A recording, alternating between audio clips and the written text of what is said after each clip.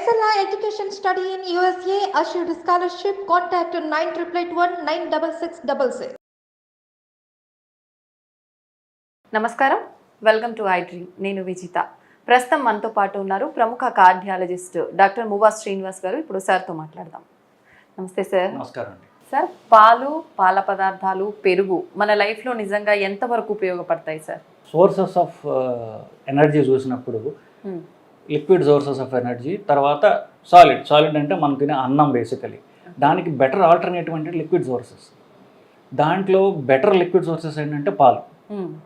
So ఈ పాలు ఏ రూపంలో అయినా సరే, పాలు కానివ్వండి, పెరుగు కానివ్వండి, పనీర్ కానివ్వండి, ఇక మిగతావన్నీ కూడా, ఇవన్నీ కూడా ఎనర్జీ వస్తుంది మనకి, కొంత ఫ్యాట్ కూడా ఉంటుంది. సో ఈ అన్నం కంటే కూడా డెఫినెట్గా బెటర్ ఆల్టర్నేటివ్, దీనిలో అనుమానం లేదండి.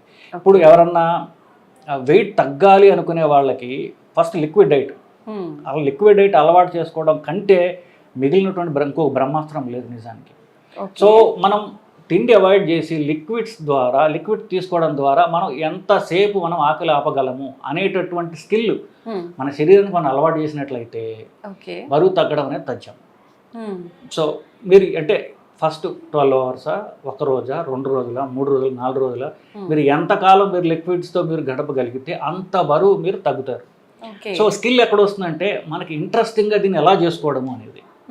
ఇప్పుడు ఫర్ ఎగ్జాంపుల్ నేను ఒక 6 రోజుల క్రితం 3 days లిక్విడ్ ఫాస్ట్ చేశాను.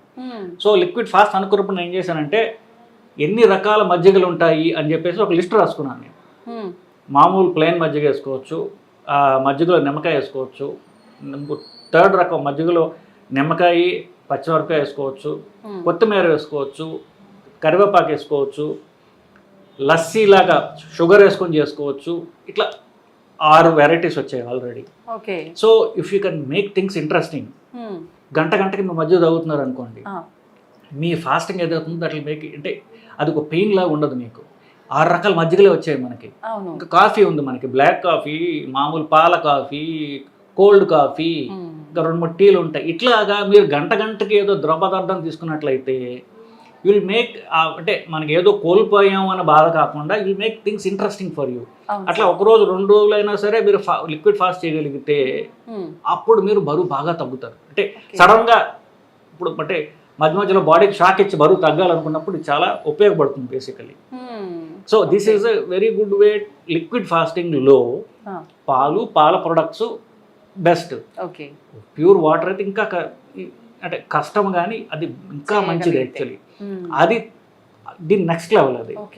అది చేయగలిగితే అఫ్ కోర్స్ బాగా మీరు బరువు తగ్గుతారు. బేసిక్ ప్యూర్ వాటర్ చేయడానికి ప్రిపరేషన్ కింద మనం పాలు కానివ్వండి, పాల ప్రొడక్ట్స్, మజ్జిగ లేకపోతే దాని ప్రొడక్ట్స్ ఇట్లాంటివి ద్వారా చేసుకోవడం ద్వారా మనకి will prepare your body for weight loss. Okay. అయితే సార్, పాలు పెరుగు విషయానికి వస్తే మనకు గేదె పాలు, ఆవు పాలు 2 రకాలుగా ఉంటాయి. ఏది తీసుకుంటే ఎక్కువ ఉపయోగకరం సార్?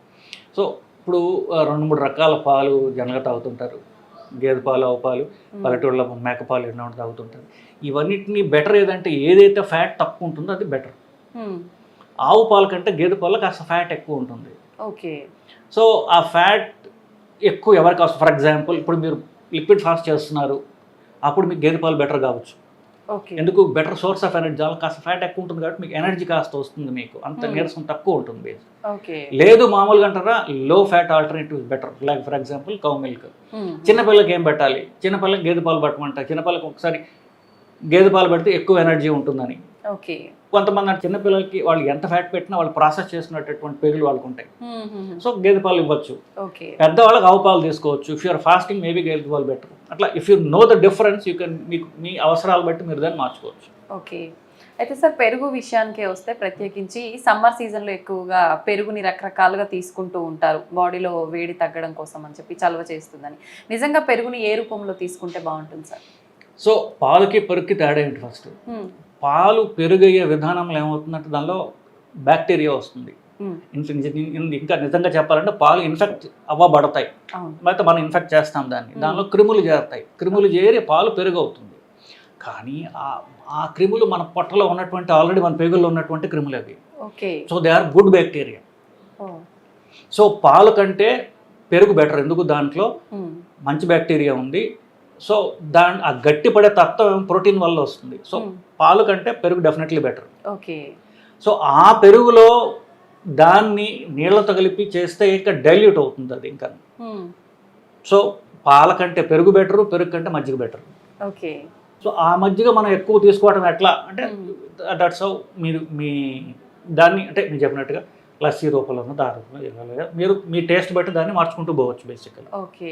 అయితే సార్ కొంతమంది పెరుగులో షుగర్ కలుపుకొని డైరెక్ట్గా తినేస్తూ ఉంటారు. అలా తినడం వల్ల యూజ్ ఉంటుందా లేదంటే ఏదైనా ఇబ్బందికర పరిస్థితులు ఏర్పడతాయి? జనరల్గా 18 ఏళ్ళు దాటిన తర్వాత మనకి శరీరం క్యాలరీస్ అవసరం లేదండి. సో మనకి అంటే అది బేసిక్ బండి నడవడానికి అంటే మెటబాలిజం పనులు చేసుకోవడానికి కావాల్సిన క్యాలరీస్ చాలు. ఎక్సెస్ క్యాలరీస్ మనం ఎంత తీసుకోకుండా ఉంటే అంత మంచిది. ఓకే. సో పెరుగులో క్యాలరీస్ చాలా తక్కువ ఉంటాయి. షుగర్ యాడ్ చేస్తే క్యాలరీస్ పెరుగుతాయి. టేస్ట్ గురించి కావచ్చు, బట్ జనరల్గా ఇప్పుడు ఫర్ ఎగ్జాంపుల్ ఇప్పుడు మీరు సింగపూర్ వెళ్ళారనుకోండి, ప్రతి కోకోకోలా క్యాన్ మీద వాళ్ళు డిస్ప్లేలో పెడితే కింద క్యాలరీస్ వాళ్ళు మెన్షన్ చేయాలి. They are so calorie conscious. In fact Coca Cola మీద మీరు మా క్యాలరీస్ ఎక్కువ షుగర్ యాడెడ్ షుగర్ ఉందని కేసు పడింది. పెద్ద major case, millions of dollars పోయేవాళ్ళకి అమెరికాలో. ఓకే.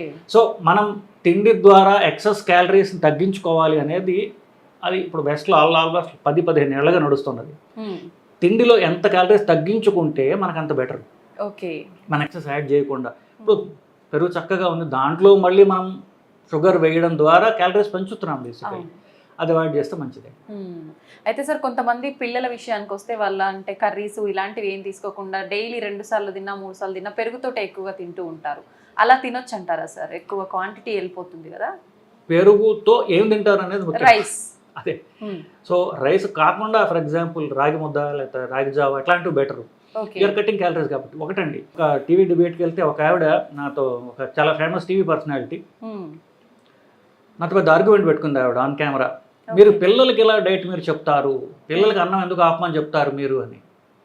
సో మంచి డైటరీ హ్యాబిట్స్ పెద్దవాళ్ళకి ఏవో ఉంటాయో అది పిల్లలకి ఎందుకు ఉండకూడదు అని నేను అంటాను బేసికలీ.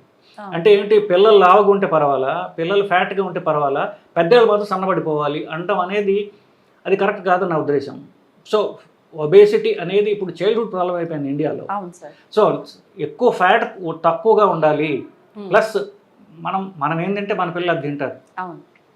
ప్రతి వాడికి బెస్ట్ ఫుడ్ ఏంటంటే వాళ్ళ అమ్మ వండింది, దాంతో కంపేర్ చేసుకుంటాడు మిగతావన్నీ. వాళ్ళ భార్య వండినా ఎవరు వండినా వాళ్ళ అమ్మ is not the best cook in the world.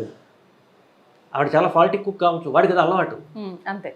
So ఆ టెంప్లెట్ మీద పోతుంటారు. కాబట్టి మన పిల్లలకి మనం తినేదాన్ని హ్యాబిట్స్ బట్టి వాళ్ళకి వస్తుంది. మనము ఫుల్గా రైసు, ఈ బూరెల్లో నూనె వేసుకుని నెయ్యి వేసుకుని తాగడం ఇట్లాంటివి మనం అలవాటు చేస్తే అలాగే తయారవుతారు వాళ్ళు. ఓకే. అంటే వాడు పెద్ద అయిన తర్వాత వాళ్ళకి వచ్చే జబ్బులకి మనం ఇప్పుడు బీజాలు నాటుతున్నాం బేసికలీ. ఓకే. సో మనం మంచి హ్యాబిట్స్ అలవాటు చేసుకోవాలి, పిల్లలకి అదే అలవాటు చేయాలి. ఈ రైస్ మానేయడము, లెస్ క్యాలరీ ఆల్టర్నేటివ్స్ మనం తింటే మన పిల్లలకి అలవాటు చేస్తాం. వాళ్ళు హెల్తీ డైట్ తింటారు, వాళ్ళు హెల్తీగా ఉంటారు ఫ్యూచర్లో. అవును సార్. సో పిల్ల లేదు పెద్ద లేదు అందరూ కూడా క్యాలరీస్ తగ్గించి తినడం అనేది మనం అలవాటు చేస్తూ మన పిల్లలకి అలవాటు చేయాలి. నిజం sir. Thank you sir. Thank you. నమస్కారం అండి.